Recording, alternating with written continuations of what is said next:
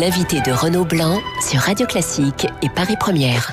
Voilà Benoît Hamon qui parle de la ligne 12 avec Guillaume Tabar. Dès qu'il neige à Paris, effectivement, c'est toujours très compliqué. C'est un colis suspect. Ah, c'était un colis suspect. Là, c'est pas la neige. D'accord, Benoît Hamon. Merci en tout cas d'être arrivé jusqu'à notre studio, le cofondateur du mouvement Génération. On va commencer par la réforme de la SNCF. Les syndicats parlent de casse du service public. Et vous, Benoît Hamon ? Écoutez, on a des raisons d'être inquiets. Alors, la bonne nouvelle, si j'écoute Édouard Philippe, ce serait qu'il renoncerait à fermer les gares et les lignes non rentables. Oui. Pour autant, c'est ce qu'il a annoncé. Pour autant, il annonce qu'il faut que la SNCF réduise ses coûts de 30% et qu'on va donc inscrire l'avenir de la Société des chemins de fer dans la concurrence. La réalité, c'est que la compétition sera féroce sur les lignes les plus rentables et se posera la question tôt ou tard, dans les mois qui suivront cette réforme, de savoir comment la SNCF reste compétitive. Et on peut s'attendre assez légitimement à ce que, effectivement, des gares et des lignes non rentables ferment. Finalement, on concentre cette réforme sur la question du statut des cheminots. Je pense que le principal enjeu est ailleurs.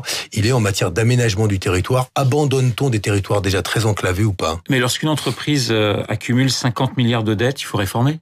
Mais on peut observer que la SNCF vient de faire 500 millions d'euros de bénéfices, donc ça va mieux à la SNCF, donc ça permet de réduire la dette. Pour vous, il n'y a pas forcément besoin de réforme.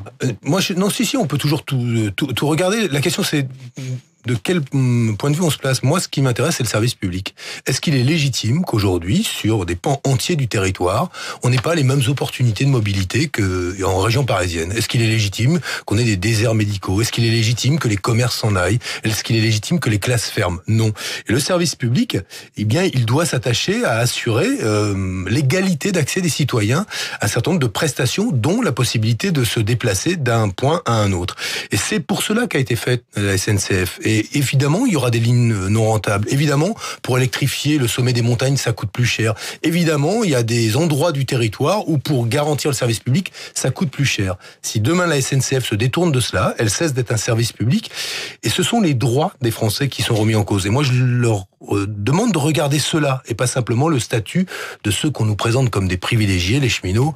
Venant de la part d'Énarque, c'est assez marrant de voir qu'ils ciblent les cheminots. Vous êtes prêt à descendre dans la rue ou pas, Benoît Hamon, sur cette question ? Pour le service public, oui.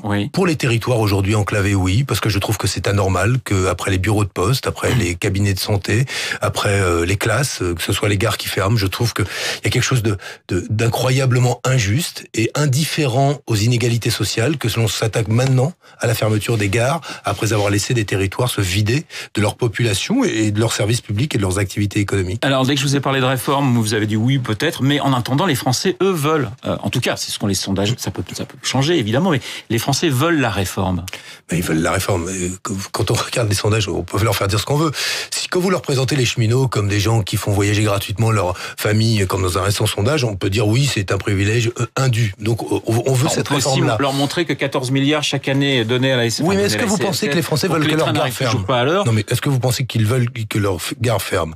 Est-ce qu'ils veulent moins de trains ? Édouard Philippe dit pas ça non plus. Non, mais d'accord. Mais si vous réduisez de 30% les coûts, allez-vous me dire comment on va faire les investissements nécessaires pour assurer que les trains partent à l'heure, qu'ils soient suffisamment nombreux, pas trop chargés, qu'ils offrent des opportunités de service intéressantes ? Tout ça n'est pas sérieux. La réalité, c'est qu'on va se concentrer sur les lignes les plus rentables, c'est-à-dire celles qui rapportent du cash, et qu'on délaissera probablement, progressivement, pour rester compétitif, les lignes qui sont des lignes déficitaires. Et c'est de ça dont on parle. Est-ce que finalement on s'intéresse aux territoires qui vont bien, là où justement les lignes sont rentables, où ça circule beaucoup, ou est-ce qu'on s'intéresse à la façon dont ce pays se développe, grandit le plus harmonieusement possible ? Et pour que nous évoluions harmonieusement, il est nécessaire de penser l'aménagement du territoire et il faut pour cela concentrer des investissements là où on en a le plus besoin. La réforme de la SNCF, c'est la fin de cette France qui était reliée d'un point à un autre par le chemin de fer. Benoît Hamon, question sur vous dans le paysage et à gauche, vous vous situez où aujourd'hui ? Parce qu'on a un petit peu de mal. Clairement à gauche quand même, ça doit pas être difficile. Mais non, justement à gauche, vous vous situez où aujourd'hui ? On a la France insoumise, on a le PS et on a Benoît Hamon au milieu, ou c'est plus compliqué que ça ? Je me positionne ni par rapport à l'un ni par rapport à l'autre. D'abord parce que je pense que tout ça continue à se transformer, qu'on a un peu de mal aujourd'hui à à se départir des étiquettes passées. Moi, je ne me situe plus dans une culture qui se rattacherait seulement à l'histoire du Parti socialiste auquel j'ai appartenu pendant plusieurs années. Je pense qu'aujourd'hui, la question écologique... Vous l'avez quitté en juillet. Oui. Ça a été difficile ou pas? Oui, c'est toujours une décision difficile, mais j'ai pensé à un moment que les idéaux qui étaient les miens ne pouvaient plus s'épanouir dans cette formation politique-là. Je pense que quand la bureaucratie prime sur tout le reste, les idées s'éteignent et il faut en sortir. C'est la raison pour laquelle... et là, il est en pleine reconstruction, justement. Ouais, vous auriez pu ouais, venir. Mais on peut essayer. Vous auriez pu inviter un membre du Parti socialiste si vous en aurez parlé. Mais comme vous m'avez invité moi, je vais vous parler de ce que je juge important, c'est de construire justement de nouveaux mouvements politiques qui soient beaucoup plus horizontaux. Génération, le mouvement que nous avons créé est, par exemple, très européen, très fédéraliste. Nous pensons que s'il faut rompre avec les politiques austéritaires qui ont été mises en œuvre en Europe et qui expliquent pour beaucoup le décrochage des peuples européens par rapport à l'aventure européenne, s'il faut rompre avec cela, il ne faut pas pour autant rompre avec l'Europe. C'est-à-dire jeter l'Europe avec le libéralisme. C'est la raison pour laquelle, sur la question de la transition écologique, sur les grandes métamorphoses du travail, nous pensons... Ça, c'est la grande cassure avec Mélenchon, l'Europe. Mais c'est la grande question avec les Français. C'est est-ce qu'ils pensent encore que le projet européen peut améliorer leur vie et pas simplement, finalement, faire fonctionner un marché? En quoi est-ce qu'on muscle le jeu européen? En quoi on permet aujourd'hui de penser l'évolution des traités, mais en attendant qu'ils évoluent, comment d'ici là, améliorer les choses sur le plan social, sur le plan écologique. Je vais prendre un exemple. Moi, je considère aujourd'hui que la politique qui est celle de la Banque Centrale Européenne, qui injecte des liquidités tous les mois dans l'économie européenne, si une moitié de ces liquidités étaient fléchées vers des investissements pour lutter contre le réchauffement climatique, pour favoriser les énergies renouvelables, pour opérer la transition écologique, c'est-à-dire la conversion de notre économie à l'écologie, eh bien, nous aurions là une contribution extrêmement positive. Est-ce possible avec les traités existants? Oui. Faut-il attendre 10 ans? Non. Eh bien, c'est pour cela que moi, je veux me mobiliser avec le mouvement Génération. Justement, les européennes, vous avez envie d'y aller seul ou vous avez envie de rassembler? Parce que souvent, vous dites, il faut la jouer collectif à gauche, sauf que vous parlez pas Mélenchon, vous voulez plus parler au Parti Socialiste. Alors, comment on fait et quelles sont vos ambitions pour les européennes? Non, c'est pas que je ne veux pas parler. Je donne mes convictions. Oui. Et puis j'écoute celles des autres. C'est pourquoi j'ai aucune forme de sectarisme. Au contraire, je dis pas alignez-vous sur ma position. Et puis ensuite. Non, mais est-ce qu'on peut imaginer justement, Benoît Hamon, que vous fassiez campagne pour les européennes avec d'autres partis politiques? Évidemment. Et nous y travaillons. Mais il n'y en a pas 35 000, mais pour commencer, il faut construire une coalition européenne. Oui. Avant de se poser la question de savoir avec qui on va... coalition européenne avant une coalition nationale. Il me semble, oui, parce que s'il n'y a pas d'agenda politique commun, en Europe, il n'y aura pas de nouvelle majorité, donc de nouvelles politiques possibles au sein du Parlement européen. C'est la raison pour laquelle, avec Yanis Varoufakis, l'ancien ministre de l'économie grecque, nous serons à Naples et avec plus d'une vingtaine de formations politiques européennes pour lancer un grand appel transnational, progressiste, écologiste, démocratique européen qui vise à construire une nouvelle majorité au Parlement européen. Donc vous parlez quand même plus facilement avec des Européens qu'avec des Français, par exemple. Non, mais les Français sont spécialistes pour parler aux Français, mais quand il s'agit du Parlement européen, il vaut mieux parler à des Européens. C'est pas pour vous renvoyer au PS, mais qu'est-ce qui vous sépare, par exemple, d'un Emmanuel Morel aujourd'hui? Mais parce que vous avez dit que vous ne prendriez pas position pour tel ou tel. Je n'ai pas de poulain au Parti socialiste. Mais je voudrais comprendre ce qui vous sépare, par exemple, d'un Emmanuel Morel. On sent que vous êtes assez proche, même sur l'Europe, par exemple. Mais écoutez, moi je considère aujourd'hui que le cycle de la social-démocratie, tel qu'elle a existé, est terminé. Je pense que jouer la mouche du coche dans des appareils qui sont des appareils qui n'honorent plus ni leurs promesses démocratiques ni leurs promesses sociales, ça ne sert pas à grand-chose. C'est la raison pour laquelle moi je construis un mouvement qui a passé les 50 000 membres en quelques mois, qui s'inscrit durablement dans l'avenir de la gauche française. Vous avez un siège qui vise... Vous cherchiez un... Oui, Laurent, on vous le dira, mais c'est dans quelques jours. Ouais. Vous verrez, ce sera au cœur de Paris. Et le but, c'est véritablement de penser et d'accompagner ces grandes transitions. Sinon, on ne sert à rien. Moi, vous savez, quelqu'un qui existe entre le PS et la France Insoumise, ça sert à rien. Je veux dire, les positionnements de cette sorte, ça n'a aucune utilité. Il me semble aujourd'hui qu'on a quand même 2-3 questions lourdes qui doivent être traitées dans le débat politique. C'est la raison pour laquelle je continue à m'engager. Lorsque Jean-Luc Mélenchon vous qualifie de manouvrier en disant que vous voulez siphonner le PC, le PS, vous répondez quoi?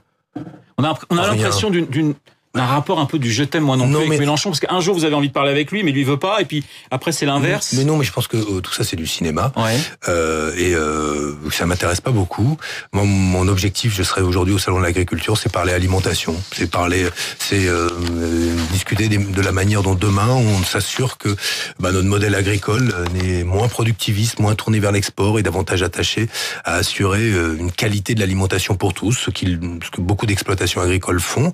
Je suis très inquiet par exemple que la France ait donné comme instruction à ses négociateurs au niveau européen de ne pas augmenter le budget de l'Europe, mais à l'intérieur de ce budget de l'Europe d'augmenter les dépenses en matière de défense, de protection contre les migrations. Que restera-t-il pour justement la politique agricole commune? Je me pose la question, les ministres défilent au salon de l'agriculture, or ils se positionnent aujourd'hui sur une baisse des subventions allouées à la transformation de notre modèle agricole vers un modèle qui soit beaucoup plus bio d'une part et beaucoup plus respectueux de notre environnement d'autre part. Donc voilà les sujets qui sont importants. Après, honnêtement, Mélenchon, les autres, tout le monde, savoir ce que j'en pense, je pense que ça n'a aucune importance. J'en suis pas sûr, mais bon, ça c'est votre réponse. Il y a un an, vous étiez le candidat du Parti socialiste. Les choses vont très très vite. Vous avez fait 6,36%. Vous voyez quoi comme avenir national, Benoît Hamon, parce que vous avez une personnalité à gauche.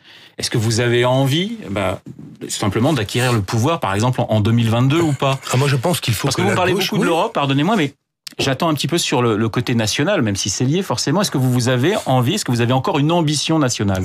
Moi, je pense que la gauche doit se préparer à l'après-Macron. Il y a aujourd'hui une forme de... Vous avez dit, au pire, d'ici 2022. J'ai pas tout à fait saisi. Vous imaginez qu'Emmanuel Macron puisse partir avant 2022 ou pas? Non, mais je pense qu'il faut préparer l'alternance démocratique. Je pense que d'ici là, il y aura effectivement des tensions dans la société française. On peut pas gouverner dans l'indifférence aux inégalités.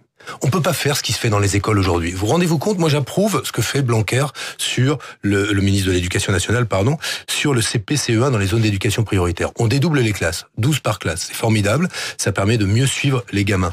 Mais en réalité, comme on le fait à moyen constant parce que Emmanuel Macron est obsédé par la question des déficits publics, on ferme des classes dans le reste de la France, on surcharge des classes dans le reste de la France pour affecter des professeurs supplémentaires dans les zones d'éducation prioritaire. On déplace les inégalités des territoires les plus en difficulté vers des territoires qui étaient un peu sous tension, mais qui vont basculer justement dans des situations conflictuelles. Je pense que cette indifférence aux conséquences sociales de politique qui aujourd'hui finalement se résume à faire valoir la Startup Nation. Mais qu'est-ce que ça veut dire, la Startup Nation? Est-ce que vous pensez qu'il y a un début de nation dans une start-up?